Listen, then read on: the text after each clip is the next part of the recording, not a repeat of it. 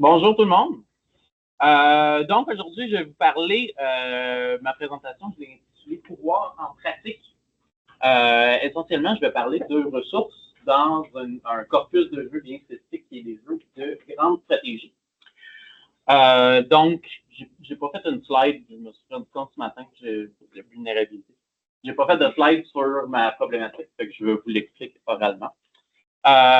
Donc, le but, c'était de analyser les ressources dans différents jeux de grande stratégie qui prennent place à des époques temporelles différentes pour comprendre comment est-ce que ces ressources-là donnent du pouvoir et agissent comme étant le pouvoir du joueur à l'intérieur de ces jeux-là et comment est-ce que ces ressources-là peuvent aussi représenter les différentes époques historiques qui sont représentées.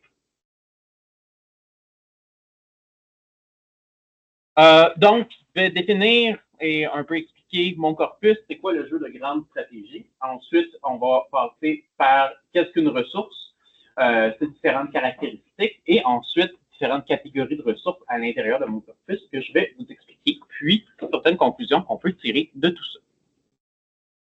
Donc, pour commencer, le jeu de grande stratégie, c'est un genre de jeu qui est issu du wargame sur table, qui est une pratique qui date essentiellement du 18e siècle avec des jeux qui étaient faits pour entraîner des officiers à être des stratèges. C'est des jeux qui sont à grande échelle, qui prennent place sur des longues époques avec des cartes vastes et beaucoup de mécaniques de jeu. Et c'est des jeux de stratégie où le joueur incarne une nation, un empire ou une entité similaire et prend des décisions au niveau stratégique, donc de construction, d'administration, de diplomatie, de stratégie militaire au niveau macro, plutôt que des décisions tactiques qui sont plus à une petite échelle ou à une échelle micro. Un des genres qui est le plus comparable aux jeux de grande stratégie est le genre qu'on va nommer le 4X. Dans les deux cas, c'est des jeux de stratégie et non tactique, quoique la tactique peut y avoir sa place, mais c'est des jeux qui prennent place à une grande échelle. Et où on prend le contrôle d'une nation, royaume, État, empire, etc. Et on construit, on négocie et on fait la guerre pour renforcer sa position et gagner en pouvoir. Les grandes différences que j'identifierais, le jeu de grande stratégie, c'est drôle à dire pour ceux et celles qui connaissent le genre de 4X, mais le jeu de grande stratégie est beaucoup plus asymétrique que le jeu de 4X. Dans un 4X, bien, on se trouve au départ dans une situation qui est plutôt symétrique. On a le même nombre d'unités, on a le même nombre de ressources, on va avoir des différences majeures dans les nations qu'on va jouer et les pouvoirs qui vont y être associés. Mais dans un jeu de grande stratégie, chaque nation a des conditions de départ complètement différentes qui vont plutôt être de l'ordre du vraisemblable, dans le sens que jouer un petit royaume germanique comparativement à jouer la horde mongole va être complètement deux mondes séparés, même si c'est à l'intérieur du même jeu. On n'aura pas du tout les mêmes conditions de départ. Généralement, les jeux de grande stratégie vont être en temps réel avec possibilité de pause, tandis que les jeux 4X vont être au tour par tour. Bien sûr, ce n'est pas l'entièreté des cas, mais c'est une différence majeure généralement. Et le jeu de grande stratégie va généralement pas avoir une condition de victoire en particulier. Les objectifs vont être plutôt personnels de la part du joueur, comparativement au 4X, que là, ben, on a un objectif de convertir le monde entier à sa religion ou bien envoyer une fusée dans l'espace en premier pour gagner la partie. Donc, il y a une différence dans les conditions de victoire. Les jeux dont je vais parler aujourd'hui viennent d'un écosystème, en guillemets, qui est créé par une compagnie qui s'appelle Paradox Interactive et leur studio Paradox Development Studios. Et j'ai fait une belle ligne d'identité avec des jeux de leur corpus. En particulier, je m'intéresse à ces 4 jeux-là, Crusader Kings 3, Europa Universalis 4, Victoria 3 et Hearts of Iron 4. Donc, qui parle de l'ère médiévale à l'ère moderne, des années 1400 à 1800, à l'ère industrielle, des années 1800 à 1900, puis à la Seconde Guerre mondiale avec Hearts of Iron 4. Donc, j'aimerais définir qu'est-ce qu'une ressource. J'ai cherché en long et en large et j'ai eu beaucoup de difficultés à trouver une définition qui me convenait du terme ressource en jeu vidéo. Le plus proche que j'ai trouvé est de Adams et Dorman, l'excellent Game Mechanics Advanced Game Design, qui est une base, une sommité en design de jeux vidéo, où ils définissent les ressources comme étant un type de mécanique de jeu. Et ils disent « Any concept that can be measured numerically », donc tous les concepts peuvent être mesurés de manière numérique avec des chiffres. Et « Anything the player can produce, gather, collect or destroy is probably a resource of some sort ». Donc, quelque chose qu'on peut produire, collectionner et dépenser ou détruire est probablement une ressource. Et le terme « probablement » indique que la définition est très, très vague. Mais j'ai quand même voulu aller chercher ce qui définissait comme étant des choses qui produisent des ressources. Donc, ils disent que les ressources sont créées par des sources, collectées ou détruites par des drains, échangées par des converters et déplacées par des traders, avec des beaux diagrammes comme celui qu'on a ici pour Monopoly. Et donc, j'ai voulu aller chercher les différentes caractéristiques qu'ils ont identifiées pour créer une définition. Donc, dans le cas qui nous concerne, nommons ressource quelque chose de quantifiable. Il faut qu'on puisse mettre des chiffres dessus. Quelque chose de créable ou du moins d'accumulable, on en a un certain nombre et on est capable de savoir combien j'en ai. Et quelque chose d'utilisable ou de dépensable. Donc, je peux m'en servir pour faire quelque chose. Quelque chose qui, en quelque sorte, me donne un contrôle ou un pouvoir. C'est donc un objectif, mais aussi une source de pouvoir pour le joueur. C'est une source d'agentivité, on peut faire des choses avec, mais c'est aussi un objectif d'en avoir, par exemple, le plus possible pour être capable d'avoir ce pouvoir-là. Donc, la stratégie existe dans le choix et la planification de l'obtention de ces ressources-là et dans le choix de les utiliser, de les dépenser. À noter que la définition peut changer grandement en fonction de l'usage qu'on en fait. Je ne propose pas ici une définition universelle, j'ai juste cherché à en faire une définition fonctionnelle pour les besoins de la présentation. On pourrait l'opposer à quelque chose qu'on nommerait un bien ou un actif, en anglais des assets plutôt que des resources. En contraste, on pourrait identifier un bien comme étant pas ou difficilement quantifiable. Une alliance diplomatique, par exemple, c'est pas quelque chose que je dis, ben, j'ai 18 alliances. On pourrait, mais c'est bizarrement faisable. Ça ne définit pas bien c'est quoi une alliance. C'est pas quelque chose un asset n'est pas nécessairement créable ou accumulable, c'est juste quelque chose qu'on a. Et ça peut être quelque chose qui n'est pas dépensable. Pour les biens de l'analyse, par exemple, je ne vais pas parler du territoire ou de l'espace possédé par un entité, parce que ce n'est pas quelque chose que je peux dépenser ou utiliser pour faire quelque chose. C'est quelque chose que j'ai et qui me donne des ressources. Sauf dans des contextes très spécifiques. Et les ressources peuvent avoir différentes caractéristiques, dont la tangibilité. Donc, les ressources peuvent être tangibles ou intangibles.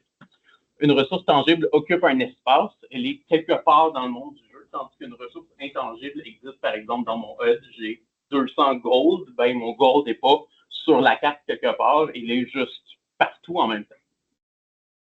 Les ressources peuvent avoir un degré de concrétude, donc une ressource concrète représente un bien réel. Si j'ai un tronc d'arbre, ben j'ai le tronc d'arbre, il est là, il existe. Tandis qu'une ressource abstraite va représenter quelque chose de plus conceptuel. Si j'ai 20 de prestige dans ma partie de Europa Universaliste, ben j'ai pas comme 20 pièces qui disent prestige dessus chez nous. C'est quelque chose de plus abstrait. Et on peut aussi définir selon leur importance. Il peut y avoir des ressources qu'on peut nommer comme clés ou comme secondaires. Et j'ai surtout choisi d'y aller avec des ressources clés, bien sûr, dans la présentation. La grosse différence étant du côté de l'interface, où une ressource clé va être toujours présente dans l'interface, parce que c'est quelque chose qu'on a toujours constamment besoin de savoir combien j'en ai, est-ce que je suis correct, est-ce que ça va. Tandis qu'une ressource secondaire peut être importante aussi, mais il faut vouloir y accéder, il faut vouloir aller voir ce que j'ai, combien j'en ai, etc. Parce que c'est quelque chose qui est moins moment to moment, quelque chose que j'ai besoin de savoir. Donc, on va parler de quelques types de ressources concrètes qui se retrouvent dans tous les jeux du corpus que j'ai sélectionnés, dont les finances et les vies humaines. Donc, les ressources financières, la richesse, la puissance monétaire ou économique, c'est présent et vital dans tous les jeux du corpus. Dans les 3 premiers jeux, on passe du gold aux ducats aux livres anglaises. Donc, c'est dans tous ces cas-là des ressources concrètes. On a une certaine quantité d'argent. Tandis que dans Hearts of Iron 4, quand on arrive du côté de la Seconde Guerre mondiale, c'est une ressource qui devient abstraite. Ça devient le pouvoir politique qui englobe la puissance monétaire. Donc, on a une évolution de la puissance monétaire de quelque chose de géré directement par le joueur à une entité plus abstraite et englobante au 20e siècle. Il y a certaines raisons possibles que j'ai énumérées ici. Il y a peu d'enjeux économiques dans ce jeu-là. L'accent est beaucoup plus mis sur l'aspect militaire. L'économie mondiale s'est grandement complexifiée au fil du temps. Donc, ça demandait une refonte du système dans un jeu qui prend place au 20e siècle pour ne pas prendre une place démesurée, justement, dans un jeu qui veut viser plus sur l'aspect militaire. L'enjeu, comme je l'ai mentionné là, est plus de financer les usines, mais plutôt à quelle rapidité je suis capable d'en construire. Et le joueur doit donc choisir comment dépenser son capital politique, monnaie incluse, plutôt que juste la monnaie elle-même, pour poser des actions à l'intérieur du jeu. Pour ce qui est des personnes, des ressources humaines, en guillemets, dans tous les jeux du corpus, ça va être plutôt dans un contexte militaire, qu'on va dire le manpower. Combien de troupes est-ce que je suis capable d'avoir? Les armées représentées grandissent en nombre au fil du temps, ça fait du sens, c'est aussi l'évolution qu'il y a eu dans la réalité, mais la manière de les acquérir change aussi énormément. Dans Crusader Kings, on a des armées médiévales séparées entre des paysans conscrits qui sont faibles mais en grand nombre et qui vont beaucoup dépendre du territoire qu'on contrôle, et les armées professionnelles puissantes, mais qui vont être surtout dictées par le nombre d'argent qu'on va être capable de leur payer et généralement peu nombreuses. Les armées sont peu nombreuses, de centaines à quelques milliers, et leur nombre peut revenir rapidement de quelques mois à un an. Quand on avance dans le temps, dans un repas universaliste, les armées grossissent. La plus petite unité possible va devenir 1000, qui est quand même une armée conséquente dans Crusader Kings. Gérer sa population devient donc beaucoup plus important, parce que perdre une guerre et perdre un grand nombre d'unités dans un repas universaliste peut mener à un affaiblissement de plusieurs années et ça mène à un affaiblissement diplomatique et politique même.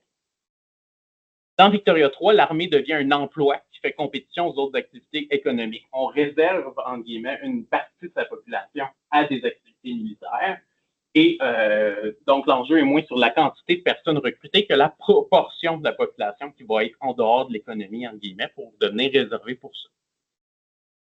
Un autre enjeu devient la construction et la mobilisation. Les troupes régulières prennent une proportion de la population active, mais sont peu dispendieuses avant d'être mobilisées.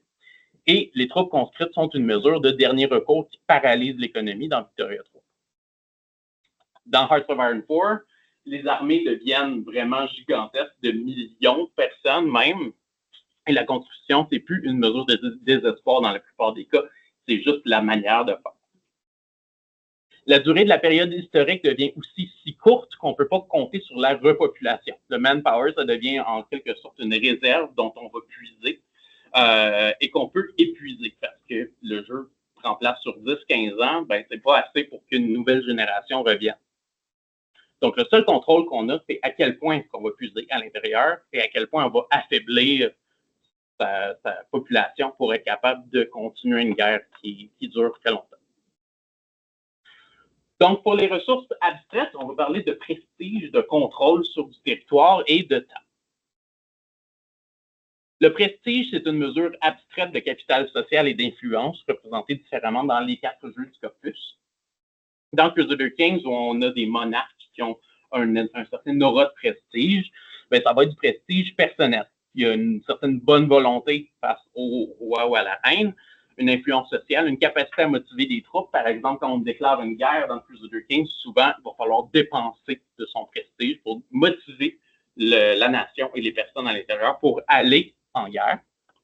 Tandis que dans Europa Universalis et Victoria, le prestige devient national. C'est l'espèce d'aura de la nation en tant que telle. Dans Europa Universalis, ça va être surtout des impacts internes. Les troupes vont être motivées ou non, dépendamment du prestige national. Les groupes de pression vont devenir insatisfaits si notre prestige diminue trop. Tandis que dans Victoria, c'est plus le pouvoir perçu de l'externe et qui va dicter notre diplomatie et notre portée diplomatique, par exemple, notre capacité à influencer loin dans la planète. Tandis que dans Hearts of Iron 4, le prestige n'est plus représenté parce qu'on pourrait dire que la notion de pouvoir et de l'action militaire perdent leur aura de prestige dans un contexte de guerre industrialisée, surtout après la Première Guerre mondiale. C'est surtout l'idéologie qui va venir primer. Les guerres deviennent motivées et justifiées par des conflits idéologiques. La popularité des idéologies, les quatre dans Hearts of Iron, démocratiques, nationalistes, socialistes et non alignés, deviennent une sorte de ressource. Pour ce qui est du contrôle et de la stabilité, dans tous les jeux, il y a un certain niveau de légitimité personnelle dans Crusader Kings de à quel point est-ce que le monarque a le droit de diriger sa nation, à la légitimité d'une nation, puis d'un gouvernement dans Victoria, et la popularité d'un parti, d'une idéologie dans Hearts of Iron 4. Je vais passer un peu rapidement là-dessus. Une autre mesure commune est le contrôle du joueur sur son territoire. Donc, par province, on va chercher à contrôler son territoire de manière différente. Dans Europa Universalis, la tension va être surtout entre autonomie et centralisation. Donc, plus qu'une province a de l'autonomie sur ses propres affaires, plus que la nation ne va pas nécessairement gagner par rapport à ses attributs. Sauf que augmenter l'autonomie peut calmer la population, par exemple. La place et même le nombre des différentes ressources de contrôle et de stabilité peuvent nous en dire beaucoup sur les époques temporelles, dont la place démesurée du monarque dans l'ère médiévale, une tension entre l'autonomie et la centralisation, comme j'ai dit, dans Europa Universalis, le gouvernement et ses différentes facettes qui jouent une place très importante pour la stabilité dans Victoria 3, où le joueur va former son propre gouvernement en choisissant des groupes d'influence qui vont venir le former. Et la force populaire peut, en quelque sorte, plus être ignorée dans Hearts of Iron 4, surtout si la population se retrouve en guerre contre son gré ou si du territoire est pris. La dernière ressource dont je veux parler, qui est un petit peu la plus out there, selon la définition que j'ai donnée, qui est le temps. On peut voir le temps comme une ressource dans chacun des jeux du corpus. Même si ce n'est pas quelque chose de créable, on en a toujours une quantité allouée au départ.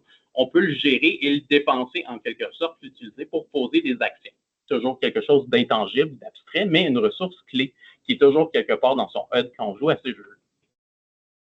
Si on considère le temps comme une ressource, on peut arriver à plusieurs conclusions quand on compare les jeux du corpus. On peut noter une accélération au fil du temps. Les deux premiers jeux prennent place sur plus que 400 ans. Victoria 3 sur un centenaire et Hearts of Iron 4 sur seulement quelques décennies. Le temps est par contre de plus en plus granulaire. Dans Victoria 3, chaque journée est divisée en 4 et dans Hearts of Iron 4, chaque heure devient une unité individuelle dans le temps du jeu. Tandis que dans les premiers jeux, c'était journée par journée seulement. Ils choisissent donc d'allonger des périodes temporelles de plus en plus courtes pour permettre d'agir en conséquence que les jeux considèrent que ces périodes-là deviennent de plus en plus denses en actions possibles et rapides en termes de résultats. Donc, au fil des moyens de déplacement et de communication, les distances se sont beaucoup réduites. Et c'est entre autres ce qui mène à cette densification-là des actions possibles.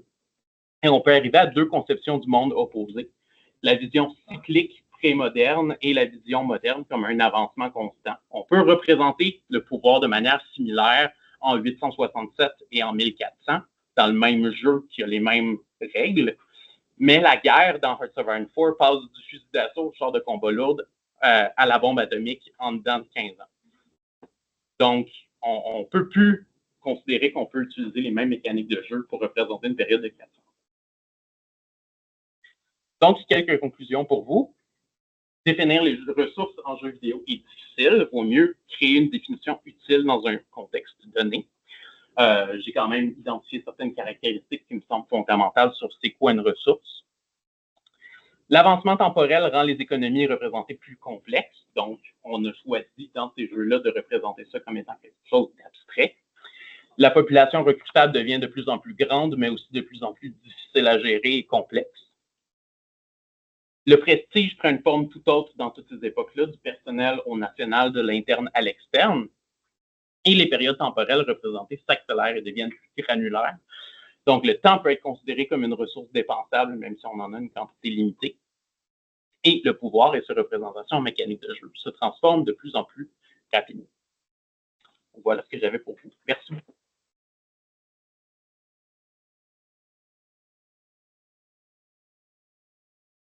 avez des questions. Pas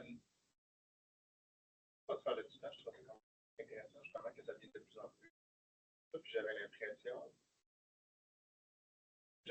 que ça représentait justement comment on voit, comment on voit en perçoivent le passé.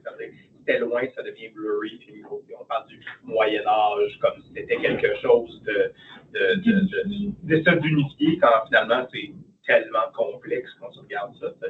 J'ai l'impression que ça montre une interprétation très, très un peu conventionnelle dans le public, dans le fond, de ce qu'est l'histoire. Puis justement, on va publier les guerres idéologiques, qui est très, très justement, Deuxième Guerre mondiale, où là, en tant que genre des channels 24/7, genre la History Channel, qui font juste passer leur temps à parler de la fucking Deuxième Guerre mondiale, puis différents types de tanks, puis quelle ammunition ils utilisaient. Je me demandais justement, c'était quoi un peu, est-ce que tu voyais ça, juste dans les jeux plus généralement, mais plus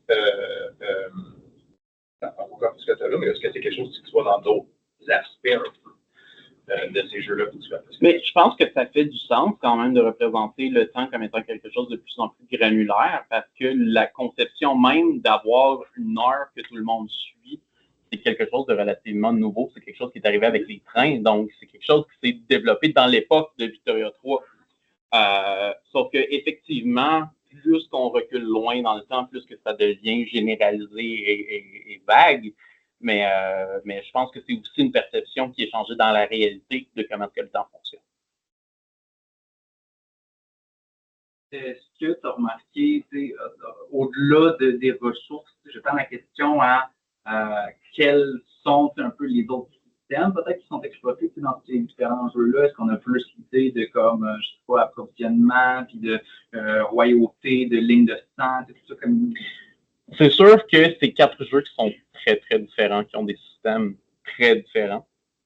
Le premier, Crusader Kings, c'est quasiment plus un jeu de rôle qu'un jeu. Ben, c'est un jeu de stratégie de rôle.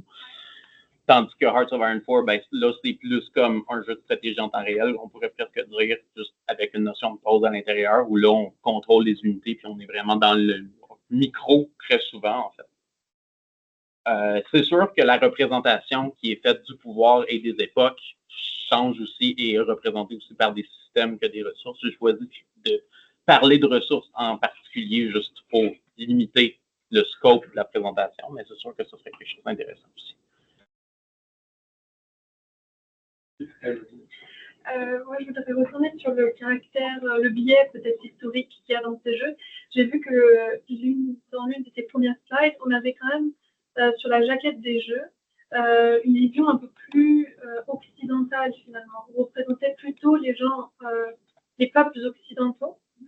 Et du coup, je me demande quel biais historique on a, quel stéréotype on peut retrouver dans ces jeux sur l'Orient. Est-ce qu'il y a une orientalisation des stéréotypes que tu vois? Il y a définitivement une orientalisation dans certains des jeux. Pour considérer le biais, il faut considérer d'où est-ce que ces jeux-là viennent. C'est une compagnie qui est scandinave, qui est suédoise. Donc, c'est sûr que leur sensibilité va être plutôt européenne. Dans Crusader Kings, il n'y a carrément aucune représentation des Amériques. Il y a très, très peu de représentation de l'Afrique subsaharienne. Et puis, dans Crusader Kings 3 en particulier, la Chine n'existe comme pas en ce moment. C'est quelque chose qui risque d'exister dans un DLC, mais c'est quand même drôle que la Chine existe dans un DLC. Dans les autres jeux, le monde entier est représenté, sauf que c'est sûr que c'est représenté de manière quand même complètement différente. Dans Hearts of Iron 4, l'Afrique existe à peine parce que c'était pas un lieu de combat pendant la Seconde Guerre mondiale. Un peu, mais c'était un lieu de combat colonial déjà. Donc, c'est quelque chose qui est moins représenté à l'intérieur du jeu. C'est ça. Et puis, une des mécaniques principales dans Europa Universalis 4 est la colonisation. Donc, c'est sûr qu'il y a quand même une espèce d'opposition. Un petit biais colonial. Oui, non, c'est certain.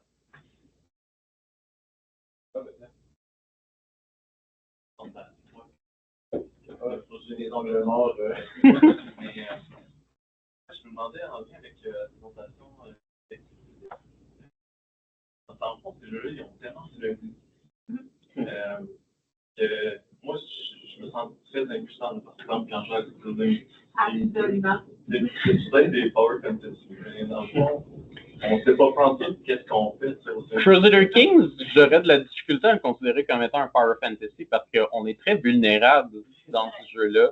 Parce qu'il y a plein de choses qui se passent. On a la peste qui arrive, qu'on peut rien faire, que la moitié de notre famille meurt. Puis genre, il y a plein de choses dont on n'a pas du tout le contrôle à l'intérieur de ce jeu-là. Fait que oui, c'est certain qu'on a une certaine Power Fantasy. On est un monarque quand même à l'intérieur de ça. Sauf qu'il y a énormément de choses dont on n'a pas le contrôle.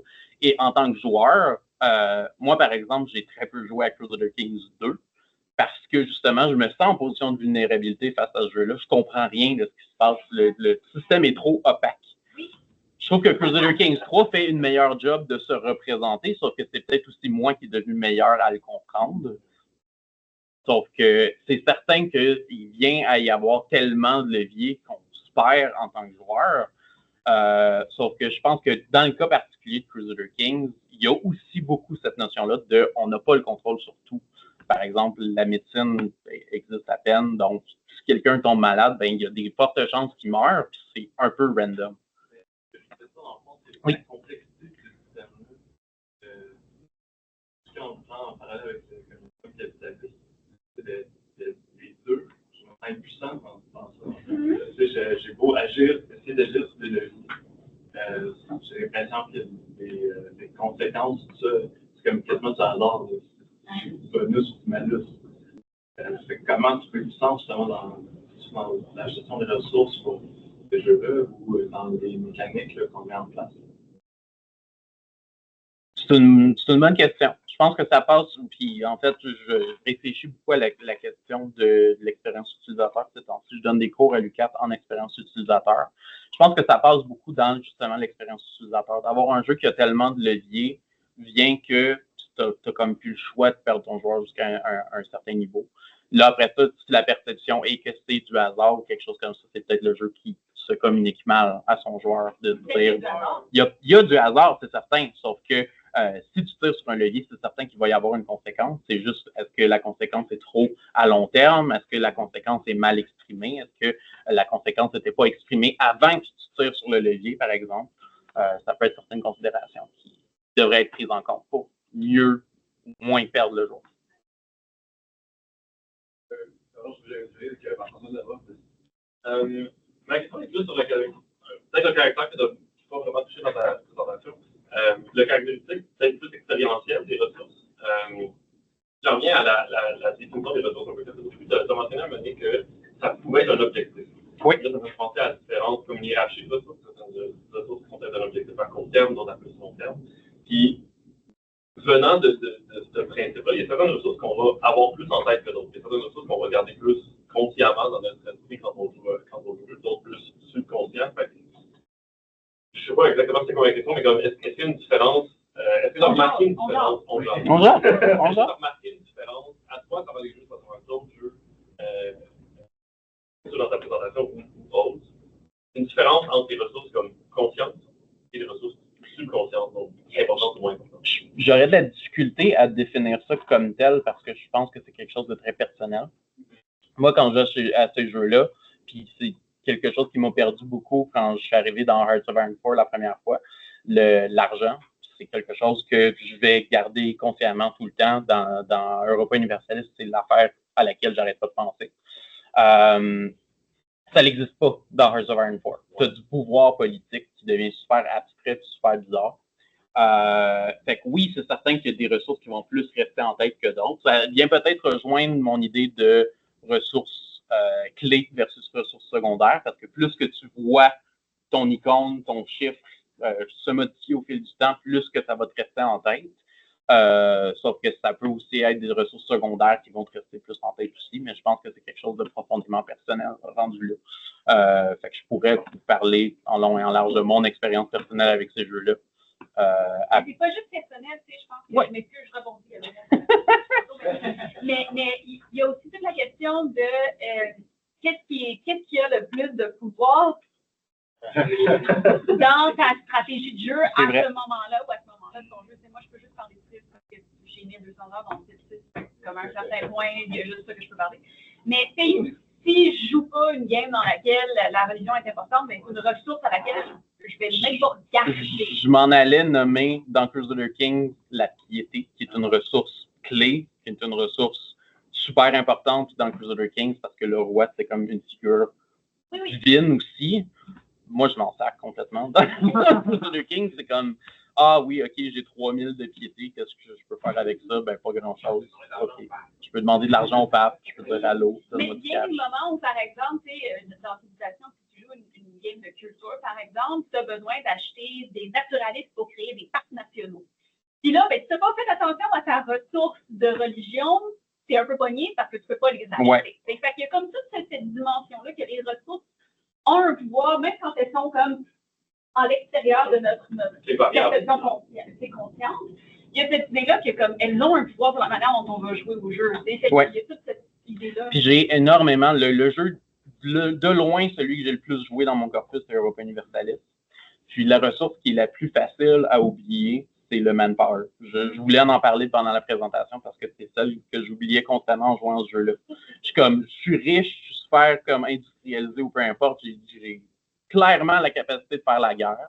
Puis là, 2 ans dans ma campagne, je suis comme, ben, il n'y a plus rien qui marche, puis c'est à cause que j'ai plus personne à mettre dans mes armées. Puis comme, je portais pas attention, j'étais comme, ben, mon armée est forte, tout va bien. Puis là, je suis rendu à 0. Oui, c'est ça.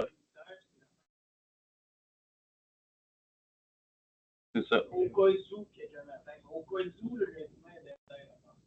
Une sorte de phénoménologie des ressources où il y a des choses qui sont en premier plan, puis il y a d'autres choses qui tombent dans le background, qu'on les voit plus. Il y a peut-être une notion de à quel point ta ressource, tu l'utilises consciemment, puis de manière consciente. Parce que l'or, par exemple, dans tous ces jeux-là, c'est quelque chose que tu utilises de manière consciente, tandis que le manpower, c'est quelque chose que ça évolue, puis tu en perds au fil du jeu, mais c'est pas quelque chose que tu te dis, ben, je dépense 3000 de manpower pour faire ça. Je pense que la présentation est très riche. La question est, de formation, va paraître sur la définition.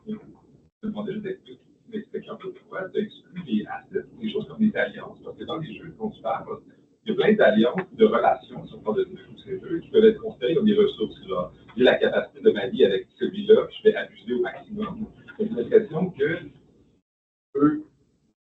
dès lors que tu enlèves un peu de jeu de rôle, tu peux embarquer dans des relations très instrumentales avec plein d'autres systèmes qui peuvent être intuitivement considérés comme des ressources. Je vais utiliser le fait que j'ai la capacité à m'allier à différents autres agents pour faire ça. Il faut juste entendre que c'est vraiment des ressources avec quelque chose pour moi pour être aussi une ressource parce que c'est surtout dans des jeux que tu as présentés, les alliances, tu as tes stats, tu as le stat d'alliance, tu peux voir mathématiquement, il manque juste ça pour être allié et pouvoir gagner ça. C'est assez. J'ai l'impression que tes critères qui permettaient d'inclure des éléments que tu as rejetés ou qui n'étaient pas inclus là-dessus. L'alliance en tant que telle n'est pas quelque chose que je considérais comme étant une ressource selon cette définition-là, mais les opinions des personnages entre eux ou des nations entre eux définitivement pourraient être considérées comme étant une ressource parce que là, c'est quelque chose justement de très chiffrable. Pourquoi est-ce que j'ai exclu des choses? C'est ce qu'on appelle en jeu vidéo le scope. Que j'aurais pu m'éterniser puis faire 1 heure de présentation sur encore plus de systèmes de ressources, d'assets ou de choses qui ne sont pas des ressources, du territoire. Je pourrais faire une présentation complète probablement sur la place du territoire à l'intérieur de ces 4 mêmes jeux-là. Sauf que c'est une question de place. J'avais utilisé mon pouvoir pour m'accorder à moi-même mais merci. Je suis d'abord choqué et surpris et intéressé que quelque chose d'aussi simple, fondamental et banal que les ressources soient si peu définies. Et donc, j'étais choqué aussi. Oui.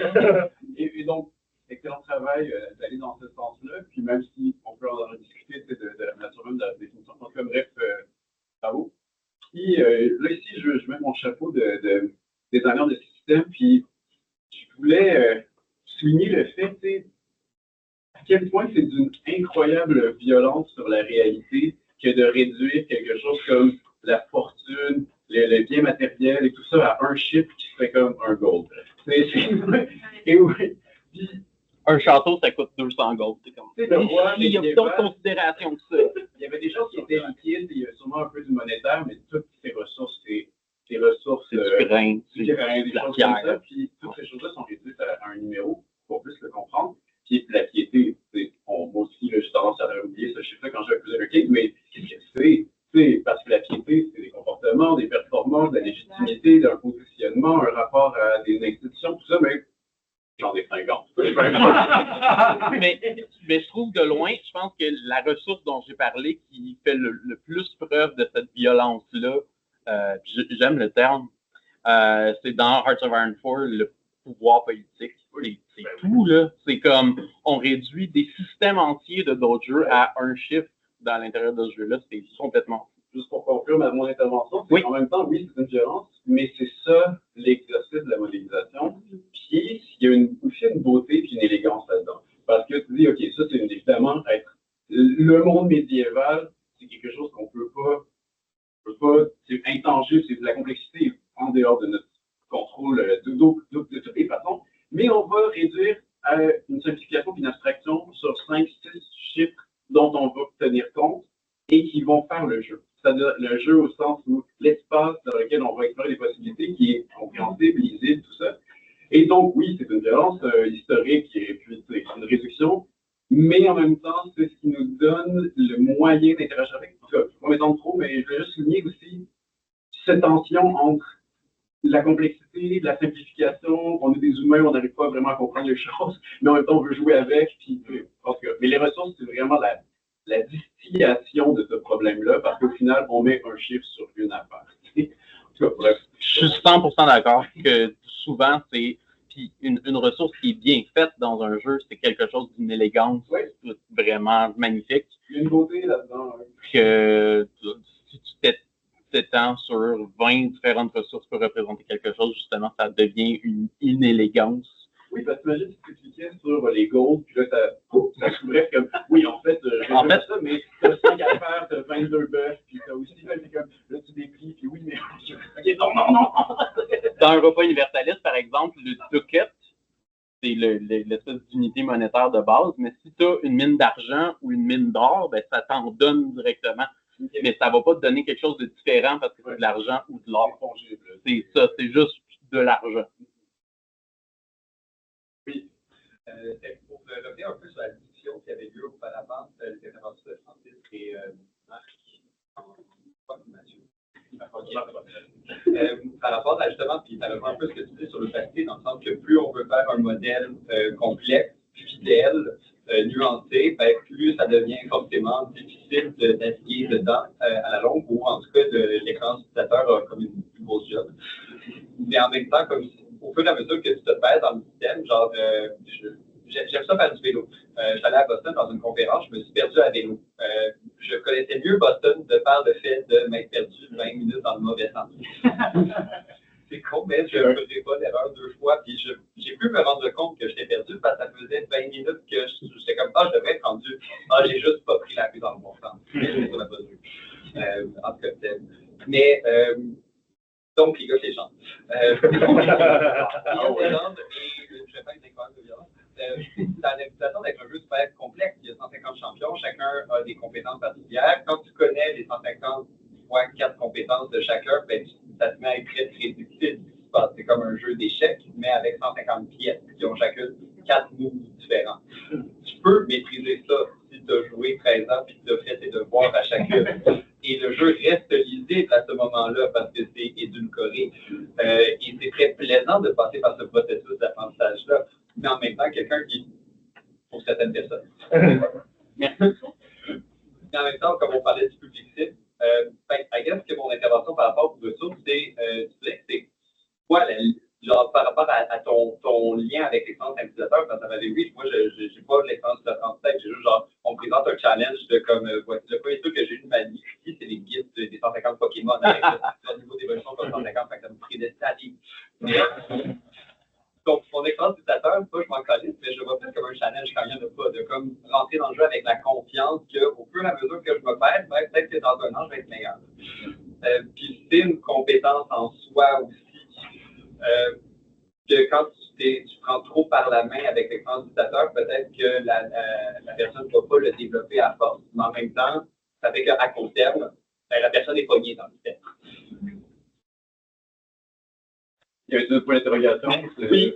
Oui. Je ne dis pas, je fais juste la question. Oui. Vas-y, je suis perdu dans l'intervention de Eric. À des automating et des calculs, les jeux de table. Je ne sais pas pourquoi j'ai fait vraiment un lien sur les jeux de table. Bon, par exemple, je suis la personne, je suis le stagiaire, j'ai 4 hommes devant moi et puis je dois tisser des collations. Mais c'est une idée de retour aussi. Je dois voir qu'est-ce que je fais avec la personne pour avoir niveau de cœur rouge un peu plus élevé ou un peu moins élevé. Et après, il y a en arrière, c'est pour chiffres. Et par exemple, dans certains jeux, dans les 10 premiers jours de l'opération, on va aller trop vite. Si on va trop vite, ça va être inutile. Après, on va aller un peu plus vite. Il faut faire attention d'être mental un peu dans nos gestes, sinon ça va entraîner les autres phases. Mais au bout du compte, c'est vraiment des choses qui sont chiffrées en arrière. Plus que le jeu est complexe, moi, en tant que la personne qui joue, je connais ce système. Le système est vraiment marqué dans certains jeux, mais au fil du temps, on va toujours réaliser comment ça fonctionne. À tel jour, on va donner la fleur, etc., etc. Ou aller sur la dernière pour moi. Je ne sais pas pourquoi, mais ça m'a vraiment fait un lien. Mais il y a un peu quelque chose comme ça, surtout dans Crusader Kings, parce que là, c'est quelque chose d'interpersonnel, mais je pense que la grosse différence, c'est que le chiffre t'est présenté, puis tu as conscience des chiffres qui existent, même pour quelque chose d'aussi flou qu'une opinion interpersonnelle. Dans Crusader Kings, il y a des personnages qui ont des traits de caractéristiques de personnalité et tout ça, et qui peuvent être relativement compatibles ou incompatibles ensemble. Sauf que ça ne va pas nécessairement arriver directement dans le chiffre, ça va être au fil des interactions, ben, de plus en plus, ils vont se gosser, ils vont se pogner ses nerfs ou quelque chose comme ça. Fait que je pense que oui, il y a effectivement quelque chose derrière qui est un peu similaire, surtout dans Crusader Kings, mais je pense que la grosse différence, c'est la présentation de ces chiffres-là, qui peut d'un côté faire peur, mais qui peut aussi rassurer parce que tu as conscience de te dire, OK, ben cette personne-là, même plus 50, ben, pas pire. C'est mon ami quand même. Mais bon, ben, je trouve que c'est vraiment une bonne. C'est bon de l'amener ailleurs parce que le fait que les dating sims soient ailleurs dans le spectre thématique, ça nous ramène quand même au fait que c'est quand même la même plateforme. Puis un ordinateur, c'est une calculette. Oui. Alors, quand tu commences à faire quelque chose avec, tu ne vas jamais pouvoir éviter le fait qu'à la fin de la ligne, ça va être un chiffre. Et donc, même les choses les plus sensibles des relations humaines, comme la séduction, vont finalement être comme, oui, bon, ben, on est à plus 5 ou moins 5. C'est réducteur, mais c'est notre médium. Merci, Félix, pour... Merci beaucoup.